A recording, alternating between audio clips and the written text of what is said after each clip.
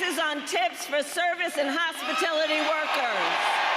A few moments later. Biden seems intent on taking your earnings hostage. Now, the IRS, they just announced this week that they want to start tracking all of the tips that workers earn so that they can be taxed for it. So much for Biden's sacred promise not to raise taxes on anyone making less than $400,000 a year. Remember, this is all part of Biden's so-called Inflation Reduction Act. Back at it again, guys. Buzz here, Brown Conservative. So we got to run through these ads released by Trump about Kamala Harris and her blunders, her political blunders as a career politician. I don't know about you guys, but I'm not rocking with Kamala, and I'm sure you're not. And if you are, then, you know, good for you, right? You want high taxes. You want illegal immigration. You want the LGBTQ plus agenda to run rampant. That's what you want. You know, go ahead. You know what I'm saying? But be happy for who you vote for. Don't start complaining when stuff starts not going your way and it starts affecting your wallets. You know, the illegals start coming down your street, tents start popping up, and starts looking like San Francisco everywhere. Don't start complaining because that's what you wanted, right? Let's take a look. Yeah, I am radical. We need to get radical about what we are doing and take it seriously. As President of the United States, I am prepared to get rid of the filibuster to pass a Green New Deal. There's no question I'm in favor of banning fracking. We have to have a buyback program, and I support a mandatory buyback program. I believe it will totally eliminate private insurance. Let's eliminate all of that.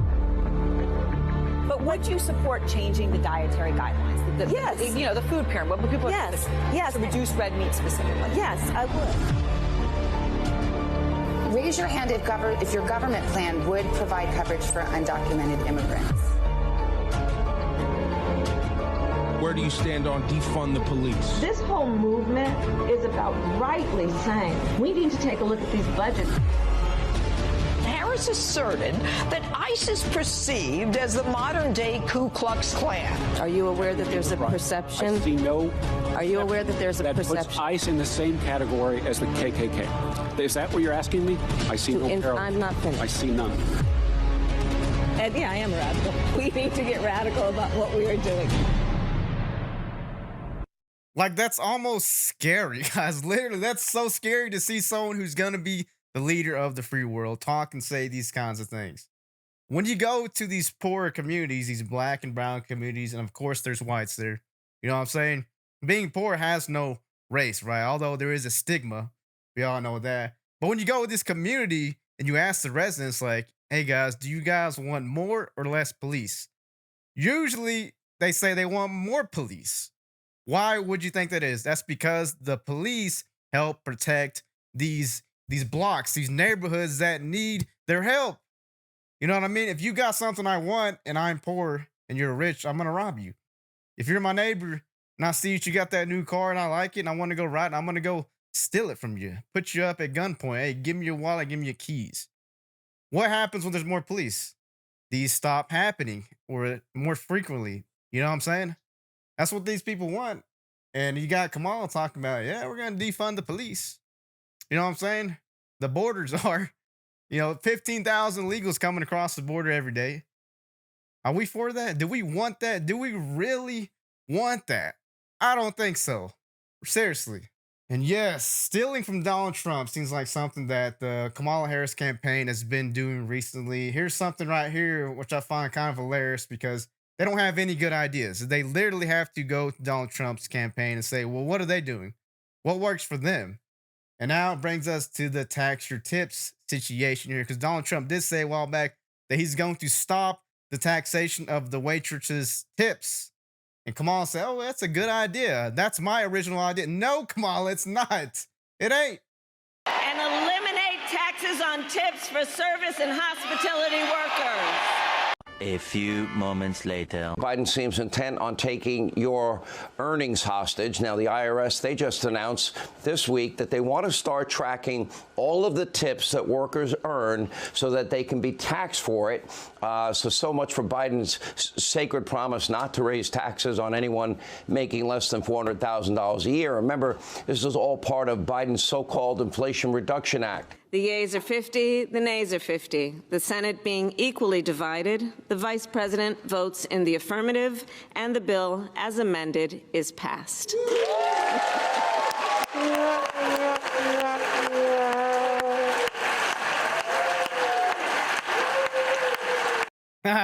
hear the yeah, good job for taxing us on a dollar that's already taxed. On top of you work in the oil field, you work an extremely demanding job. You love your overtime pay. If Kamala went out and said something original like, hey, we're not going to tax your overtime pay, guys, dude, she might have my vote. Seriously, she might have my vote. You know what I'm saying? I haven't had Donald Trump say that. Have you guys heard that? No, but that's a good idea, Donald. Maybe you should say, hey, we're not going to tax your already taxed paycheck on your taxed overtime work that you shouldn't be doing, but you do it anyway because you want a better life, obviously, right? I do that all the time. You know, I love overtime pay. It's great seeing that big old bump in your check, get a little extra spending. Who doesn't like that? Seriously. What do these three criminals all have in common? Edwin Ramos, an illegal immigrant and MS-13 gang member, robbed a pregnant woman, was released, and later brutally gunned down a father and both his sons in San Francisco. Roni Aguilera, an illegal immigrant from Honduras, was arrested, released, and went on to murder a 14-year-old boy with a sword. Alexander Izagir, an illegal immigrant convicted of multiple crimes, was released, given job training by the city, and later robbed the woman in an assault that left her with a fractured skull. What do these criminals all have in common? Each of them was put back on the street by Kamala Harris. Kamala Harris has vowed to defund the police, eliminate cash bail, and grant citizenship to millions of unvetted illegal immigrants. These are dangerously liberal policies that benefit illegal immigrants and criminals, not us.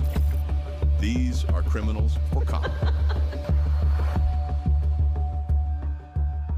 And another one for the slam dunk on Donald Trump's and the border czar, Kamala. She talks about going to the border all the time. She never really has been there. Never.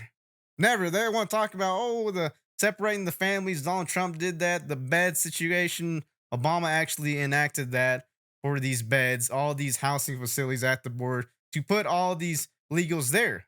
That was Obama. Obama made these beds and all this other stuff. It wasn't Donald Trump. Donald Trump just used what was already there for the border. But all of a sudden, Donald Trump is the freaking racist who wants to deport everyone who's illegal. Which, honestly, you should. You know what I'm saying? That's your job as a commander-in-chief, is to have a strong border. Nothing wrong with that. Nothing wrong with that. If I go to the liquor store and steal a 40, they got me on camera, they probably going to come looking for me. Hey, did you steal this beer? Yeah? Okay, well, we got to arrest you for theft or whatever. You know what I mean?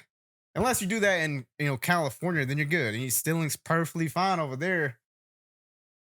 Let's go to JD Vance because he talked about this mass deportation situation here that Donald Trump says they're going to enact once he's elected come November. Now, I hope and pray that Donald does do this because 15,000 immigrants a day is too much, guys. That's too much. Why do we need these people to come here unvetted, unchecked? And they're usually of-age military men, the Chinese, Hispanics, these Africans coming over here, these Venezuelans, these Cubans, all these people who should not be here are here. They got rid of the freaking Stay in Mexico Act. At least then they had to go through their paperwork there in Mexico. Now all they got to do is say, hey, asylum, here's my kid who may not be my kid, little Bobby Bob over here. The next thing you know, they go in, poosh. Where do you want to go? I want to go to New York. I want to go to Oregon, California. They go to these sanctuary cities, unvetted, unchecked, and then go and commit their little crimes and then siphon the taxpayer dollar. You know what I mean? There's nothing cool about that. I don't like that. You know what I'm saying? I love my browns and blacks and everyone, foreign, whatever, but we got to do this legally. We need a strong border, people. Let's run this clip. Sir. Giving a policy speech on immigration essentially today. What is the plan from the Trump team to execute this mass deportation? What will that look like in the United States? How will you make that happen? Well, I think it's very simple, actually. The first thing that you have to do, and the first thing that President Trump will do, is stop the massive inflow of illegal aliens in the first place. You got to stop the bleeding before you can actually fix the problem here. And we still have thousands of people coming across the border illegally every single day. So the first thing you do, you re-implement deportations, you finish construction of the border wall, and you stop proposing mass amnesty for millions of illegal aliens. That solves the majority of the border problem on day one. President Trump already did it, and he will certainly do it again. Now, to your point about what do you do with the people who are already here, I think it's important that we send a message that if you have come to this country illegally, if you plowed into an innocent mom and her daughter and they lost their lives because of your actions, the message from the Trump administration is simple. Pack your bags because in 4 months, you're going home. We do not consent to an invasion of this country for millions of people who shouldn't be here, and we are going to deport people. Now, you start with the people who are most dangerous. You start with the most violent criminals. You make it harder for businesses to hire illegal aliens, and you work your way down from there. And I think that's how you solve the problem of the people who are here. But if you're not willing to tell at least some of the people